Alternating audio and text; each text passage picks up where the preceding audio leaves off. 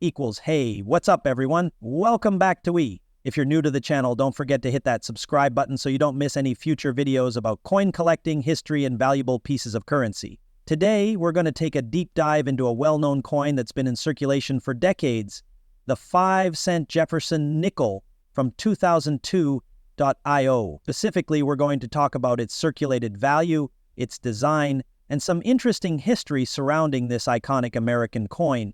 Let's get started. The 2002 Jefferson nickel is part of the United States' long-running 5-cent series, featuring the image of Thomas Jefferson, the third president of the United States, on the obverse, and a depiction of his home Monticello on the reverse. The coin is an essential part of American currency. But what is its value when it comes to circulation? Is it worth more than face value? Or is it just another coin that passes through your pocket unnoticed?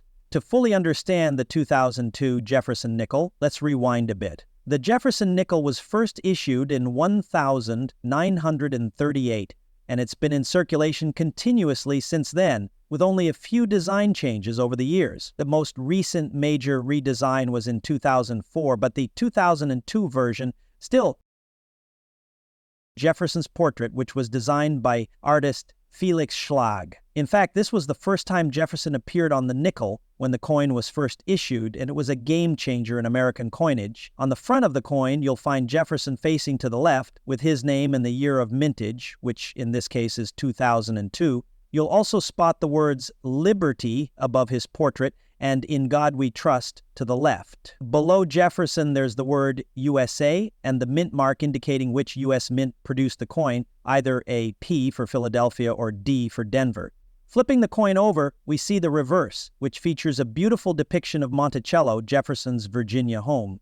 This reverse design has been on the nickel since 1938, and it's a symbol of the historical connection between Jefferson and his estate. On the reverse, you'll also see the coin's face value, 5 cents, and the word e pluribus unum, out of many, one, which is a Latin phrase that's been on U.S. coins since the founding of the nation. Now that we've covered the design, let's talk about the important part, the value. How much is this coin actually worth when it comes to circulation? Well, if you're just casually using it, the 2002 value, but is that all it's worth? Not necessarily. When it comes to collecting coins, the 2002 Jefferson nickel might not immediately seem like it's a gold mine, but it can still hold value for collectors. First off, if you happen to find a 2002 nickel in pristine, uncirculated condition, meaning it looks brand new with no wear or discoloration, you could potentially sell it for a few dollars. Some collectors will pay extra for coins in mint condition because they're harder to come by than the everyday circulated ones. But for most people, when you're talking about a coin that has been circulating for a while, it's going to be worth its face value or maybe just slightly more, depending on demand and how well it's been preserved. A worn-down 2002 Jefferson nickel might not fetch anything more than 5 cents. However, in certain cases, a 2002 nickel might be worth more if it has certain mint errors, like a doubled die or a misstrike. Feature minters often look for subtle variations that make a coin stand out, and a nickel with a noticeable minting error can sometimes be sold for much more than its face value. For example, a 2002 nickel that has a doubled die, where certain features of the design appear doubled, might increase its value by a few dollars. So if you have a 2002 nickel that looks unusual in any way, it's worth taking a closer look to see if it has any errors that could boost its value. As for the typical 2002 Jefferson nickel that's just been circulating, it really doesn't carry much more than the 5-cent value. However, it does hold historical significance. The fact that this coin has been part of American coinage for over 80 years means it has an important place in U.S. numismatic history. The 2002 coin, though not a rare edition, serves as a continuation of that legacy. So if you're looking for valuable coins in your pocket change, keep your eyes peeled for the rarer versions. The 2002 Jefferson nickel might not be rare on its own, but here are a few things you can look for to determine if your coin is a little more special. As we talked about earlier, look for doubled dies or any other minting mistakes that could make the coin more valuable. Coins that have been preserved in mint state or have low circulation wear can sometimes be worth more. Pay attention to any limited edition or anniversary releases related special commemorative year, it's always good to check for any official announcements regarding limited mintage.